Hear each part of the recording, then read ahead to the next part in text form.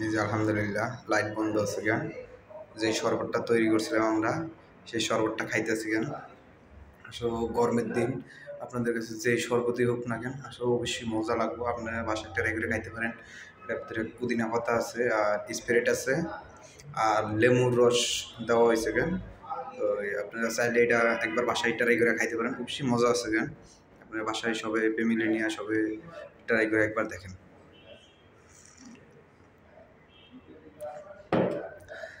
এটার ভেতরে হালকা একটু বিট লবণ দিতে হইব আর দিতে হইব লেবু।